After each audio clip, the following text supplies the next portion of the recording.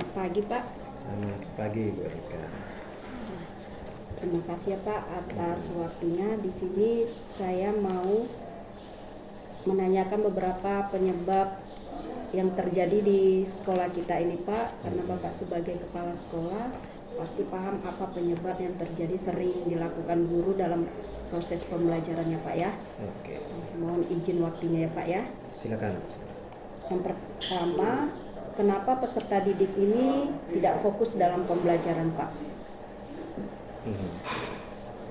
Kalau bicara fokus dan tidaknya anak didik di pembelajaran, menurut saya salah satu penyebabnya adalah kita kembali lagi kepada metode yang digunakan guru tersebut.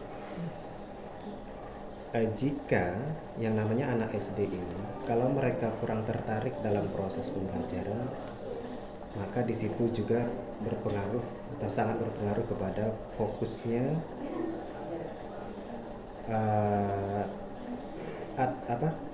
attention, apa bahasa Indonesianya, atensi perhatian anak ke pembelajaran tersebut. Jadi di sini saya simpulkan penyebabnya adalah metode ataupun model pembelajaran yang gurunya gunakan mungkin bisa saja kurang menarik perhatian siswa tersebut. Berarti bisa termasuk media gitu ya Pak ya? Bisa, Media pembelajaran. anak SD harus lebih tertarik lah, baru fokus. Baru Pak, kenapa peserta didik kita ini belum ada kesadaran dalam memanfaatkan perpustakaan Pak?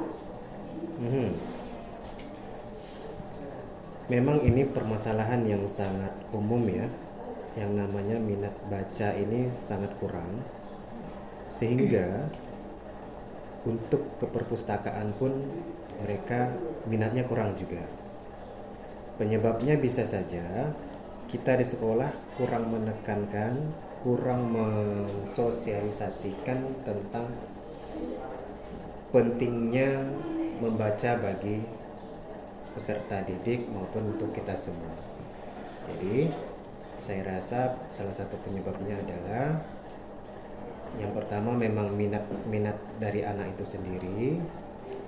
Yang kedua bisa saja dari kita sekolah masih belum maksimal mensosialisasikan tentang pentingnya literasi atau membaca tersebut. Iya Pak.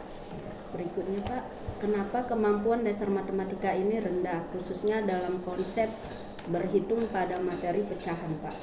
Oke, untuk matematika itu sendiri, kalau menurut saya, yang namanya sudah masuk ke tahap pecahan, memang ini lebih daripada matematika dasar itu tersendiri. Jika matematika dasar saja mereka kurang mahir, maka untuk ke yang lebih dari itu, anggaplah saja ke tahap pecahan, saya rasa memang agak sulit. Jadi menurut saya salah satu penyebabnya adalah kurangnya penguasaan matematika dasar seperti penambahan, pengurangan, pengalihan, pembagian dan segala macam. Ya, kalau dari gurunya Pak, kira-kira gimana Pak? Oke, dari gurunya itu. Iya. Sebelum masuk ke materi yang lebih lanjut tingkatnya, lebih kompleks, harapan saya harusnya matematika dasar itu memang harus dikuasai oleh peserta didik. Harus dipastikan siswa-siswi kita bisa menguasai matematika dasar tersebut. Ya, kadang kan Pak guru ini kesulitan mencari medianya dalam pecahan ini gitu Pak. Nah, itu salah satu penyebab Iya. guru ini kan Pak. Oke, salah satu penyebabnya juga memang kita anggap matematika ini kan salah satu pelajaran yang agak sulit ya dibandingkan dengan materi lain. Jika pembelajarannya disajikan kurang menarik juga salah satu penyebab anak-anak tidak menguasai. Oke, Pak. Terima kasih banyak Pak. Kenapa Pak guru ini belum bisa menggunakan mode pembelajaran yang inovatif secara optimal Pak? Oke. Pembelajaran inovatif secara maksimal ini kan tidak sekedar pembelajaran yang seperti biasa-biasa saja. Itu membutuhkan pengetahuan maupun skill. Nah, menurut saya kenapa belum maksimal, belum optimal, itu kurangnya referensi yang dipunyai guru, kurangnya referensi yang dikuasai guru. Contoh saja ingin membuat metode pembelajaran atau anggap saja di dalamnya itu ada media Bu ya. Media menggunakan PowerPoint misalnya. Kalau guru tersebut kurang menguasai komputer, khususnya PowerPoint, ya maka disitulah titik lemahnya atau kurang maksimalnya tadi. Ya Pak ya. Berikutnya Pak, kenapa peserta didik ini kesulitan dalam memahami materi HOTS Pak? HOTS, oke. Untuk materi HOTS ini memang memerlukan kemampuan menalar ya Bu ya. Iya, menalar. Memang memerlukan kemampuan menalar sehingga anak itu baru bisa mengerjakan atau mencari solusi untuk soal-soal HOTS. Nah, kemampuan menalar ini membutuhkan yang pertama memang kemampuan membaca terutama. Jika anak sekarang selain membacanya kurang bisa, namun kalau memang kurang membaca juga, ilmu nalarnya juga kurang, kemampuan menalarnya juga kurang. Seperti itu.